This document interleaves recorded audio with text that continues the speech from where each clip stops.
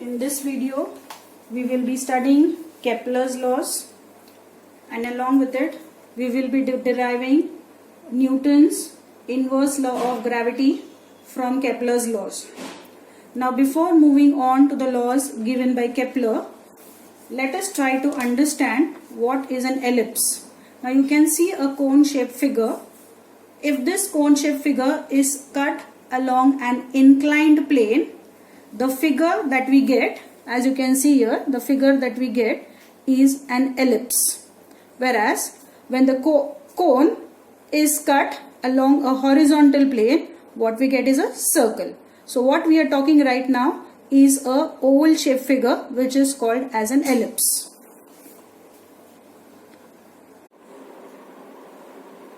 An ellipse has a major axis and a minor axis. There are two focal points on the major axis. Now, if I take a point anywhere on the surface of the ellipse, suppose I take a point A on the surface of the ellipse, then the sum of the distances between the two foci and any point on the surface of the ellipse is a constant, which means that distance F1A plus F2A is a constant. Similarly, if I take another point B on the surface of the ellipse, then the sum of the distances from the two focal points, so the focal points are F1 and F2. So the sum of the distances of the two focal points from any point on the surface of the ellipse is a constant. So here as well, if I take distance F1b plus F2b, this value will be a constant value. Consider another point. For your convenience, I take another point C on the surface of the ellipse. Then the sum of the distances from the two focal points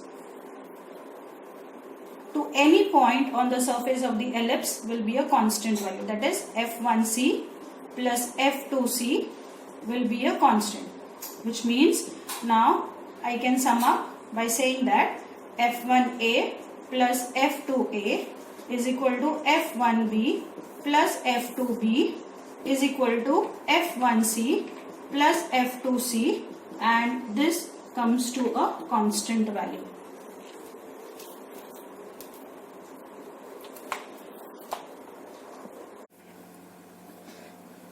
Well, many scientists like Ptolemy, Galileo, Tycho Brahe had made planetary observations about planetary motion. A scientist by the name Sir Johannes Kepler made use of all the data that was available to him at that time.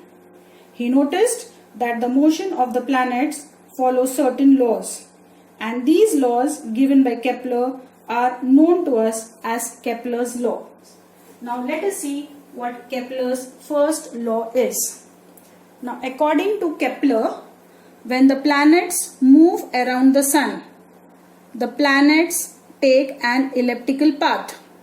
And where is the sun? The sun is at one of the foci. So this is the foci of the ellipse, this is the foci of the ellipse. So the sun will lie at one of the foci. So Kepler's first law is the orbit of the planet is an ellipse with the sun at one of the foci. Now consider the sun is at one of the foci and S is the position of the sun. This is the position of the planet. The planet is at point A. Now the distance or the line joining the planet and the sun, this is the line joining the planet and the sun, this is called as the radius vector. So let me consider it as R1. Now, suppose after a definite time interval, the planet moves with a certain velocity and reaches point B. And when the planet moves from point A to point B, let the velocity of the planet be v1. And the planet moves from point A to point B say in a time span of 1 day. Now, the line joining the planet and the sun, this is the line joining the planet and the sun, this is called as a radius, this is called as a radius vector. Now, according to Kepler, this line joining the planet and the sun sweeps equal areas in equal intervals of time. So now, in this case, the area swept by the planet is area ASB. Now, let us say that the planet is at this particular point C. Now, let me draw the major axis. Suppose the planet is at point C. The line joining the planet and the sun, that is CS. This is the radius vector R2.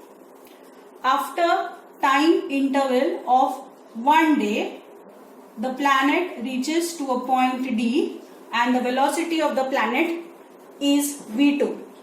This is another radius vector because this is the line joining the planet and the sun. So now the area swept by the planet will be this area, that is area CSD. Let us consider another point. Now suppose the planet reaches at this point and suppose this is point E. The line joining the planet and the sun.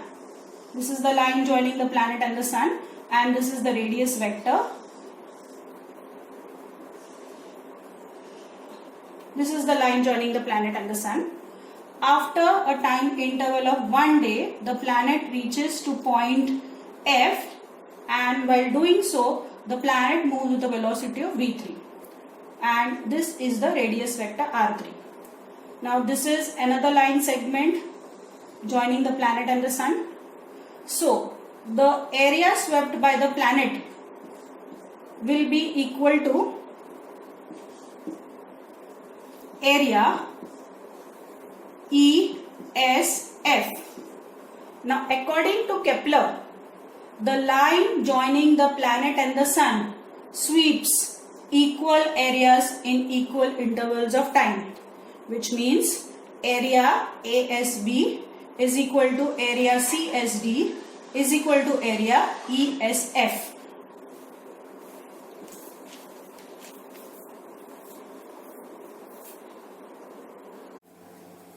So, what is Kepler's second law? Kepler's second law is also called as law of areas.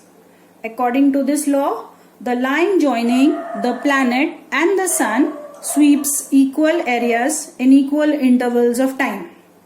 Here, area of ASB is equal to area of CSD is equal to area of ESF.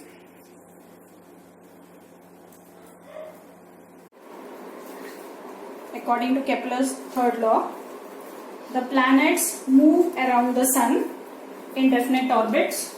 So this is the sun and let us say that this is the orbit of the planet. Orbit is the path that is taken by the planet to move around the sun. So consider that this is the first planet, Mercury. It moves around the sun in an elliptical path. This is the distance between the sun and the planet. Now, this particular planet will take a definite time to complete its revolution around the sun. Let's take the second planet. Let us say Venus.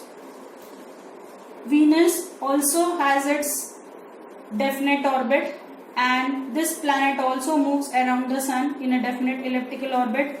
It has its own time period of revolution. This is the distance between the planet and the sun. Let us say this is another orbit. This is the third planet, Earth. This is the distance between the planet and the sun. The Earth also has its time period of revolution while it is moving around the sun. So according to Kepler, the square of the time period of revolution, the time period is denoted by the letter T, capital T. The square of the time period of the revolution of the planet around the sun is directly proportional to the cube of the mean distance of the planet from the sun. So this is the mean distance of the planet from the sun. So square of the time period of the revolution of the planet is directly proportional to the cube of the mean distance of the planet from the sun. As usual, we remove the proportionality sign and we take a constant of proportionality k. So t square is equal to k r cube. This can be written as t square upon r cube is equal to k, which is a constant.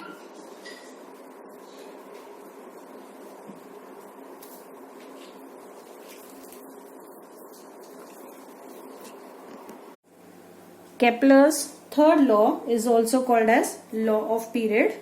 Here, the square of the period of revolution of a planet around the sun is directly proportional to the cube of the mean distance of the planet from the sun.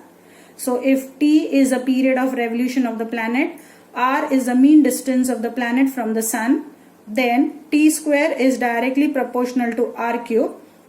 So we get t square upon r cube is equal to k, which is a constant.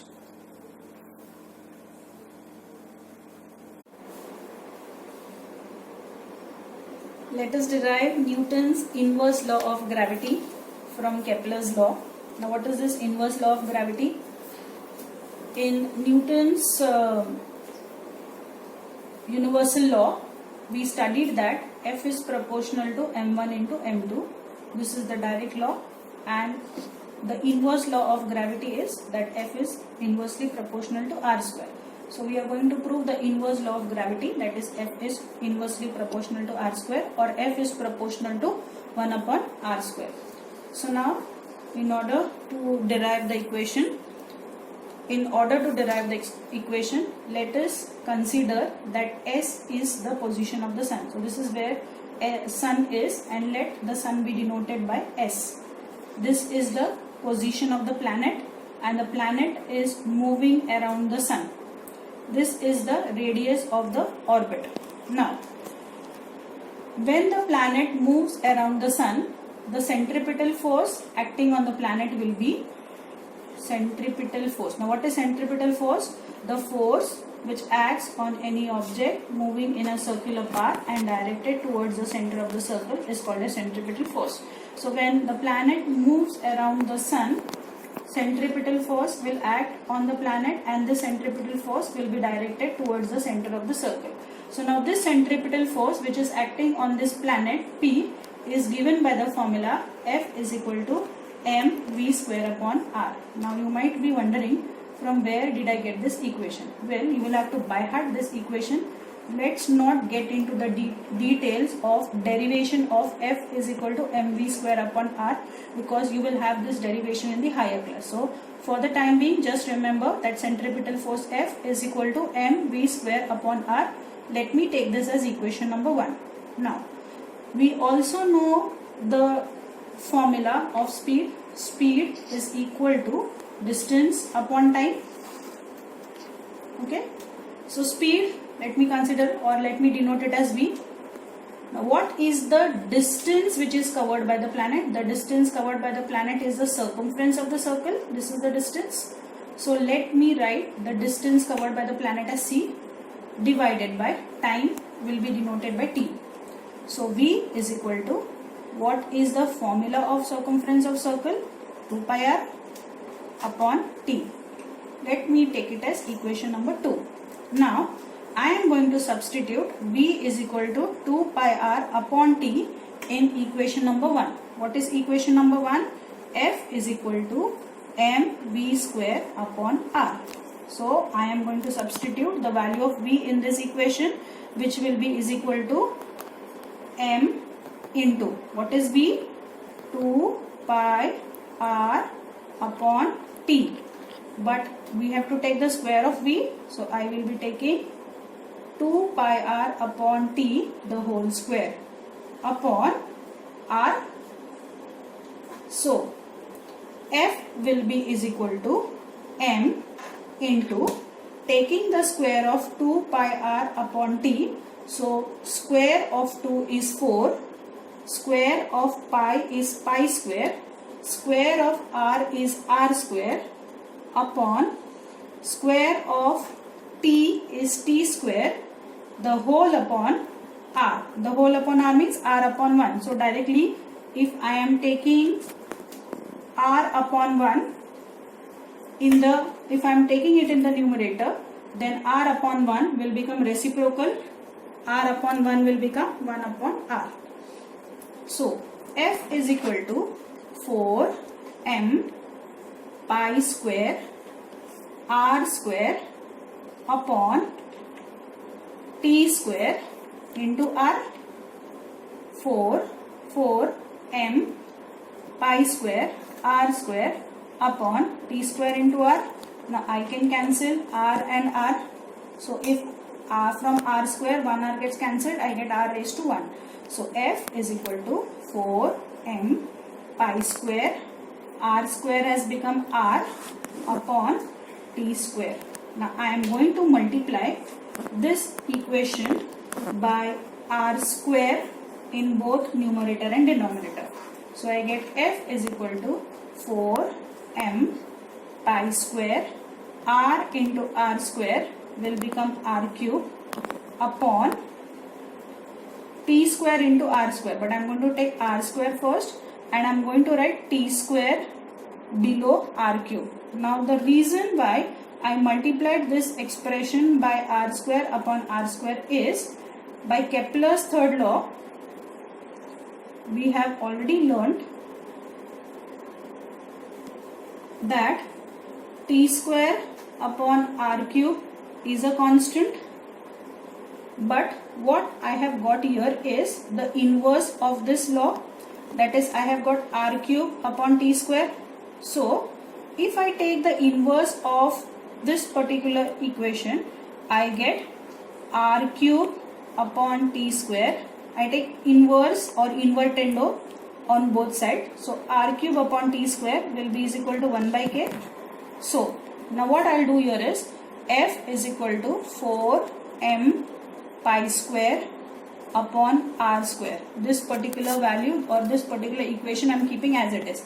Whereas r cube upon t square, this particular value, for this particular value, r cube upon t square, what I am going to substitute? 1 by k into 1 by k. I hope you have understood why I have multiplied in this particular equation by r square upon r square. So I wanted r cube upon t square, so that I could substitute r cube upon t square as 1 upon k. So now I got 4m pi square upon r square into k. Now f will be is equal to 4m pi square. I am taking k below 4m pi square because this particular value is a constant. 4 is a constant, m is a constant, pi is a constant, k is a constant. So what is a variable here? What is remaining? 1 upon r square. So I push 1 upon r square after the constant. So I get f is equal to some constant multiplied by 1 upon r square. So I can say that f is proportional to 1 upon r square. This is Newton's inverse law of gravity from Kepler's law. Let us solve a numerical from the textbook, which is given on page number 15. Question number 4. Let the period of revolution of a planet at a distance r from a star be t. Prove that if the planet was at a distance of 2r from the star, then its period of revolution will be square root of 8t. Now this question is based on Kepler's third law, which is t square upon r cube is equal to k. Now what is given to us? The period of revolution of a planet is given to us, and the period of revolution of the planet from the star is given to be t. So period of revolution of planet around the star is equal to t. See, r is the distance between the planet and the star. So distance between the planet and the star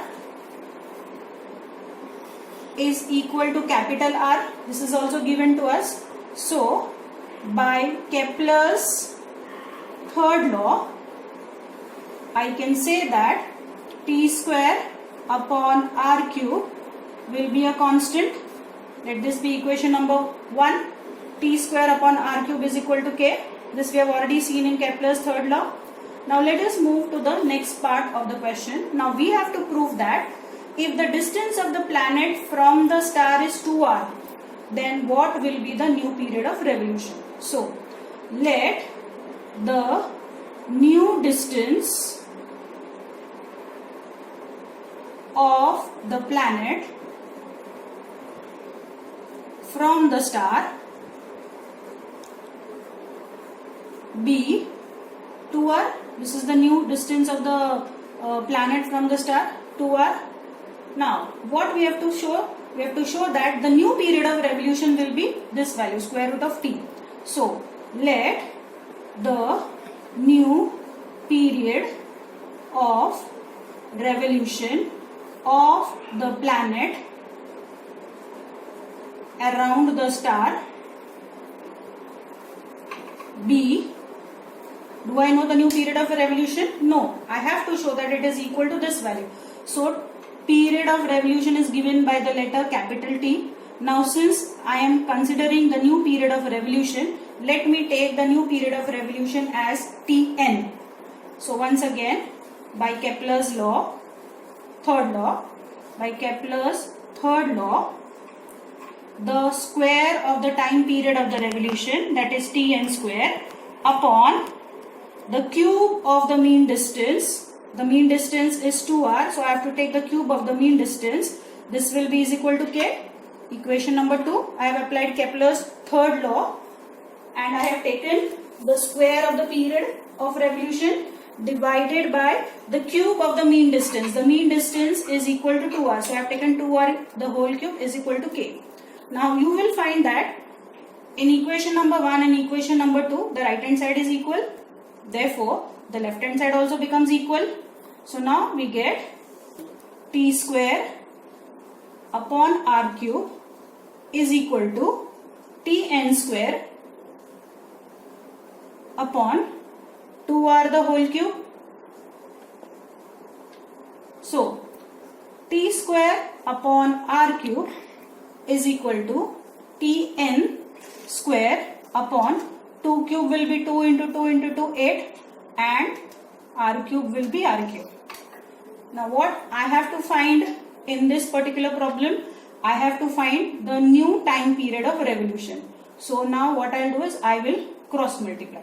So Tn square into r cube will be is equal to t square into 8r cube. So Tn square will be is equal to t square into 8r cube upon r cube. So r cube and r cube will get cancelled and we get Tn square is equal to 8t square. Now if I have to remove the square from the left hand side, I will have to take the square root on the right hand side. So Tn will be is equal to square root of 8t square. So Tn is equal to square root of 8 as it is, and square root of t square will be is equal to t. So this is what we have to prove in the question, that the new period of revolution of the planet around the sun is equal to square root of 8t.